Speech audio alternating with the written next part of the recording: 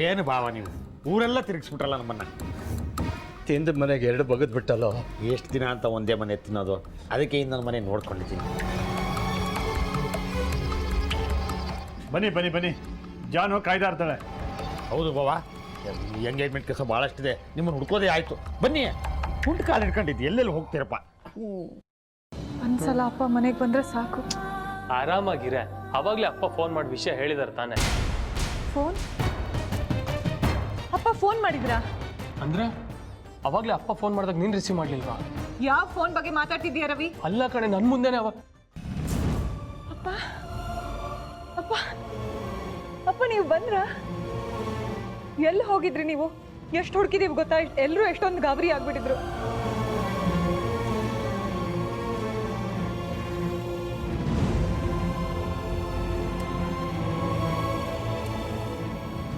ಕರ್ಕೊಂಬಂದೆ. ಸಂತೋಷನಾ? ಮಾವ ಎಲ್ಲಿ ಸಿಕ್ಕಿದ್ರು ಇವರು? ಬಾವ ಎಂಪೈರ್ ಬಿಲ್ಡಿಂಗ್ ಹತ್ರ ಒಂದು ಕೆರೆ ಇಲ್ವಾ, ಅಲ್ಲಿ ಒಬ್ಬರೇ ಕುಳಿತಿದ್ರು.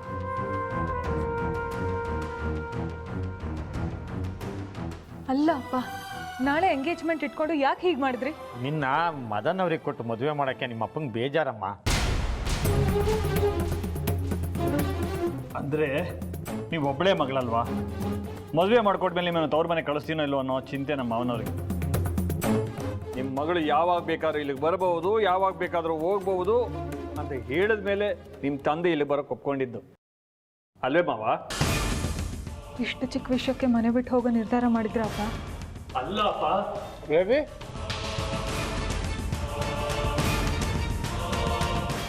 ಈಗೇನ್ ಮಾಡ್ಕೋತೀಯ?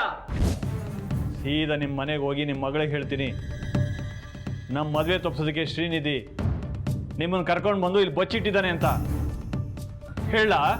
ಆಗ ನೀವು ಬರಲೇಬೇಕಾಗುತ್ತೆ. ನಿಮ್ಮ ಮಗಳ ಮುಂದೆ ನಿಮ್ಮ ಮರ್ಯಾದೆ ಹೋಗುತ್ತೆ, ಜೊತೆಗೆ ನಿಮ್ಮ ಅಳಿಯನ ಮರ್ಯಾದೆನೂ ಹೋಗುತ್ತೆ.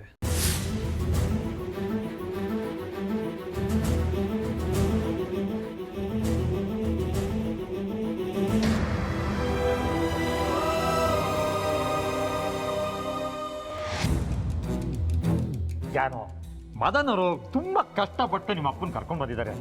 ಥ್ಯಾಂಕ್ಸ್ ಹೇಳಮ್ಮ. ತುಂಬ ಥ್ಯಾಂಕ್ಸ್. ಅಯ್ಯೋ, ಇಷ್ಟಕ್ಕೆಲ್ಲ ಥ್ಯಾಂಕ್ಸ್ ಯಾಕೆ? ಥ್ಯಾಂಕ್ಸ್ ಹೇಳಲೇಬೇಕು ಅಂದರೆ ನಾನು ನಿಮಗೆ ಎಂಗೇಜ್ಮೆಂಟ್ಗೆ ಅಂತ ಸೀರೆ ಒಡವೆಗಳನ್ನೆಲ್ಲ ತಂದೆ, ನೀವು ಬೇಡ ಅಂದ್ಬಿಟ್ರಿ. ನಂಗೆ ತುಂಬ ಬೇಜಾರಾಗೋಯ್ತು. ನೀವು ಯಾಕೆ ಬೇಜಾರು ಮಾಡ್ಕೋತೀರಿ? ಈಗ ಅದನ್ನು ಉಟ್ಕೋತಾಳೆ, ಯಾಕೆಂದ್ರೆ ಅವ್ರ ಅಪ್ಪ ಬಂದ್ಬಿಟ್ರಲ್ಲ, ಯಾವ ಬೇಜಾರು ಇಲ್ಲ. ಶಾಂತ, ಆ ಸೀರೆ ಒಡವೆ ಕೊಡಮ್ಮ. ಹೋಗಮ್ಮ, ಉಟ್ಕೋ ಹೋಗೋ. ಎಂಗೇಜ್ಮೆಂಟಿಗೆ ನೀವು ಕೊಟ್ಟಿರೋ ಸೀರೆ ಒಡವೆನೇ ಹಾಕೋತೀನಿ, ಈಗ ಬೇಡ. ಹಾಂ, ಎಂಗೇಜ್ಮೆಂಟ್ಗೆ ಒಳ್ಳೆ ಮುಹೂರ್ತ ಹುಡುಕಿದ್ದೀನಿ, 10 ಗಂಟೆ ಮುಹೂರ್ತ.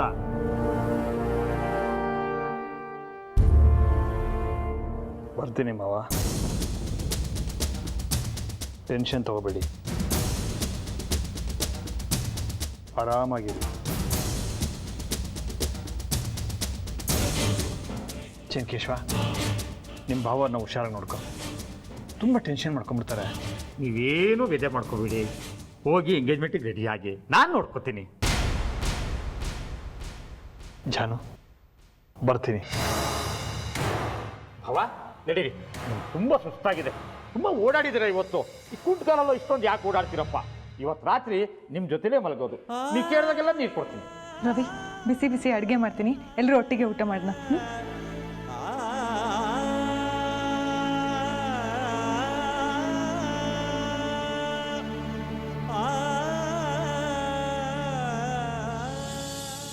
ನೀವು ಹೋಗಿ ಅಷ್ಟೆಲ್ಲ ಕೇಳ್ಕೊಂಡ್ರು ಅಕ್ಕ ಮದನ್ನೇ ಮದುವೆ ಆಗ್ತೀನಿ ಅಂತ ಕೂತಿದ್ದಾಳಲ್ಲ ಬಾಬಾ, ಸ್ವಲ್ಪನೂ ಬುದ್ಧಿ ಇಲ್ಲ ಅವಳಿಗೆ. ಮಣ್ಣು ತಿನ್ನೋ ಕೆಲಸ ಮಾಡ್ತಿದ್ದಾಳೆ. ಶ್ರೀ ಜಾನ್ವಿ ಮದುವೆ ಆಗಿದ್ದಾರೆ ಅಂತ ನಮ್ಮ ಹತ್ರ ಡಾಕ್ಯುಮೆಂಟ್ಸ್ ಇದೆ, ಪ್ರೂಫ್ ಇದೆ. ಅದನ್ನು ಪೊಲೀಸ್ ಸ್ಟೇಷನಲ್ಲಿ ತೋರಿಸಿದ್ರೆ ಮದನ್ ಜಾನ್ವಿ ಎಂಗೇಜ್ಮೆಂಟ್ ಮಾಡ್ಕೊಳಕ್ಕಾಗಲ್ಲ. ಡಾಕ್ಟರ್ ಅದನ್ನ ಮಾಡಬಾರ್ದು ಅಂತ ಹೇಳಿದ್ದಾರೆ. ಮತ್ತೀಗ ಏನು ಮಾಡೋದು ಶ್ರೀ? ಈಗ ನಮ್ಮ ಹತ್ರ ಇರೋದು ಒಂದೇ ದಾರಿ, ಆ ಮದನ್ನ ಕಿಡ್ನಾಪ್ ಮಾಡ್ಬಿಡೋಣ.